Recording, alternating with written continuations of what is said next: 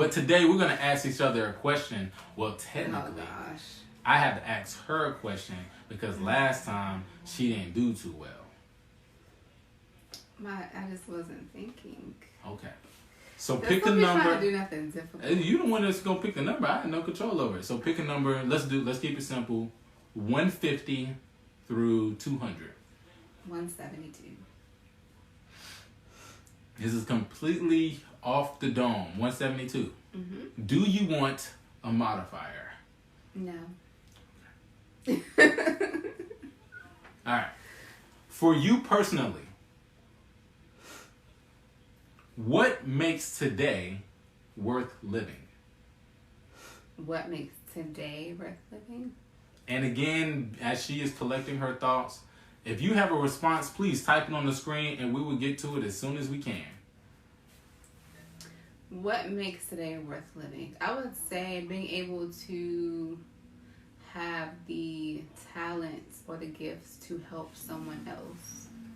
So, as you know, I've been making the masks for, different businesses, different people, not just locally, but some everywhere. So I think worth living is being able to help someone every day and do what I have to do in order to give back to others. Because God didn't give me this gift just for myself. He gave it to me so that I could help others. So having that ability to be able to sew and make masks and do the things I need to do to help the community, that makes it worth, I'm happy to be able to do that. So. Well, they say that the greatest among you will be a servant to people.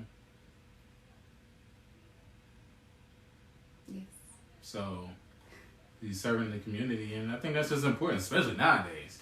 I mean, what they say, America now hit over 20,000 deaths. Mm-hmm. 500,000 people sick, 220,000 deaths. Something like that. And so during this time, I completely understand that point.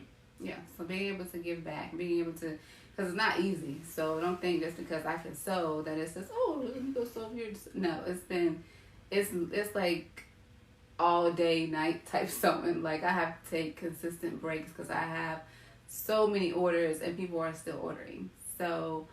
And keep ordering. So I'm just grateful to be able to do that for other people because it's not like I'm just sitting here making masks for me and you. I'm making them for everybody that needs them at a price, of course. But I am making them for everybody that needs them. And I've looked at other prices actually, and my price is actually on the lowest scheme of things. So. And it's great quality. I think that the biggest thing I would say is when it comes to that is just growth and you're constantly getting better at it, finding different ways to make it more efficiently, make it more safe. And so it's just always about progression, and I love to hear that. Thank you. Someone actually answered the question. Yes. So Thomas McEtchen, I'm going to say his name right. All right, so he said, what makes today worth living? To understand and realize where I came from and the purpose and reasoning behind that. And he said, summarize reason. So I would have to ask, what do you mean by summarize reasoning? But I definitely like that, to understand and realize where I came from and the purpose and reasoning behind that. Mm-hmm. And one thing that definitely makes me think of that when reading that is a simple fact that people are dying. Regardless of what, even outside of the virus, every day somebody is dying. So how much more important it is to know your purpose, to do things that are purposeful, such as making those masks during these times, and understanding that is a very big deal because, again, outside of this virus, people dying on a regular. Right, that is very true. And Mr. Oh, that was just summarizing. I got you. Dennis also said something. He said, living for today is not just about you. There are people that you don't know that's waiting to either sow into your life and you sow into theirs. That's something like what I said. Yeah, because it's not about you. Your life is really not about you. It's about helping somebody else and, being able to give back and do the things that God gave you to be able to show that to other people. So I agree with that as well. And the thing that comes to my mind when I read that is just simply when you talk about the opportunity. I was thinking about this the other day. Right? Mm-hmm. Opportunity, because opportunity doesn't always equal success. there, for example, I think about when we went to the Warriors and Clippers game out in LA that time. Mm-hmm. And I had the opportunity to be able to get box seats for $40. And like a dummy, I thought that I was going to be able to get some closer because I thought someone else was going to sell some closer tickets right at the last minute, right before the game. So there was an opportunity in front of me, and out of my selfishness and greed, I missed an opportunity, and then we had to sit further back for more. And I was super pissed. I was so pissed off for like the entire first half of the game. I'm watching Steph Curry and Kevin Durant do what I see them do on TV in person, and I am hot.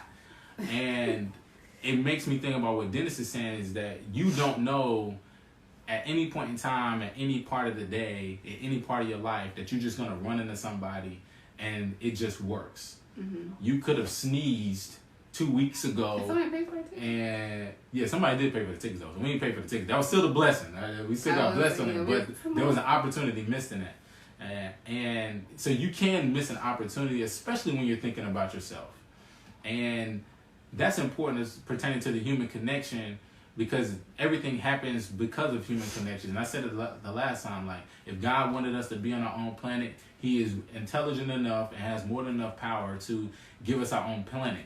I personally think mine would be called Martinsville. Oh, gosh. Why I think that mine would be called Martinsville, I have no idea. I just genuinely thought about this. I actually did a project in college where you had to show all sides of you, and my planet was called Martinsville. I don't know why. No. Technically, Marty's name is Martin.